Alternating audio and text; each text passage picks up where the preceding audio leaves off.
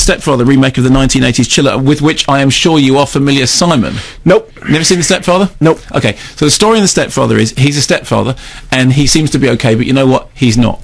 And it was made by Joseph Rubin, who went on to make Sleeping with the Enemy, which was essentially the same movie. Do you remember Sleeping with the Enemy? With Patrick Bergin and Julia Roberts. And Julia Roberts was married to this guy who was, he looked from the outside like he was suave and wonderful, right? Okay, but in fact it turned out he was psycho. And the moment that you found out that he was psycho was the moment when he went into the bathroom and the towels weren't quite correctly, and Patrick Bergin reached out and corrected the towels in a way which said, I am just so mad, if I were you I would run a mile. Okay, so in the original one was quite interesting because it was basically, it was satirical, like many sort of great shockers. It was a satirical thing. It was about the satirical idea of somebody attempting to form the perfect family home but being a total murderer and mad psycho in the process. Now we have a remake of it in which Terry O'Quinn is replaced by Dylan Walsh, who is the nice on the outside but clearly psycho on the inside. Incidentally, we know, I'm not giving anything away, we know this from the opening sequence.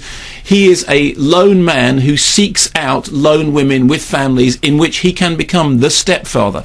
The latest prey, he doesn't realise, we think he doesn't realise at the beginning that the woman that he chooses as his latest host for his family actually has an elder son who is coming back from military school who doesn't trust him one jot. Nor do we. Firstly, why remake a perfectly workable chiller which made for not very much money in the 1980s, which spawned a whole bunch of sequels which did exactly what it was meant to do and did have an interesting satirical edge to it? I mean, why remake it if you're not bringing anything else to the party? That's the first thing. The second thing is that if you're going to redo something that did have a satirical edge, you really ought to have a satirical edge in the remake. Otherwise, it kind of looks like you were sort of missing the point. What you get here, it's like somebody remembering a film but not remembering it very well and remembering all the wrong bits of it. You know, sometimes somebody will go and see a film that you've seen and you've liked, and they'll go, yeah, and I really like the bit where, and they'll tell you all the wrong bits of the film. They won't hit any of the significant points. It's like they've seen Rambo and all they can talk about is the rocket launches and they don't understand any of the other stuff in it. Well, this is kind of like that. The situation is exacerbated by the fact that there is a co-starring role for Amber Heard, who's the girl from All the Boys Love Mandy Lane. And it looks to me like literally she has been cast for the ability to walk around in her pants. There was ironically? No, not ironically, and that's the very worst thing. But well done for going straight to the heart of that. Exactly, not ironically. There was how can you tell?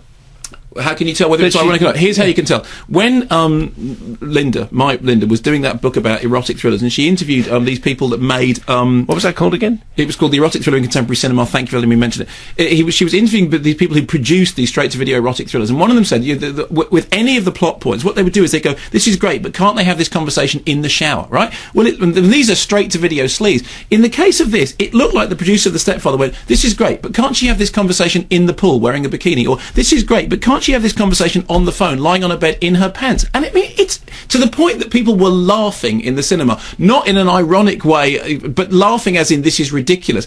It was like there was a film of The Stepfather going on, then they went, where's Amber? Where's Amber? Amber, in your pants? Would you mind just walking around there, having a conversation about the plot?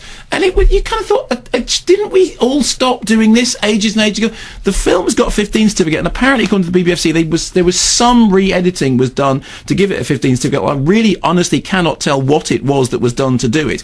There are some incredibly clunky plot points, like, for example, if you were a serial psycho who went from family to family and then disappeared off into the ether, completely untraceable, do you think that if you were in the family household and you looked yourself up on America's Most Wanted on the internet, do you think you'd then clear the window afterwards, the history window, so that the next person that came along couldn't go, it's a funny thing, Dad's been looking himself up on America's Most Wanted? Yes, I suppose you would use that clear history button. Yeah, but it's like he's evaded the FBI for the last however long it is. Really, the FBI aren't trying. You know what? Just put out a warning. If there's a guy who's looking himself up on America's Most, you know what? It's probably him.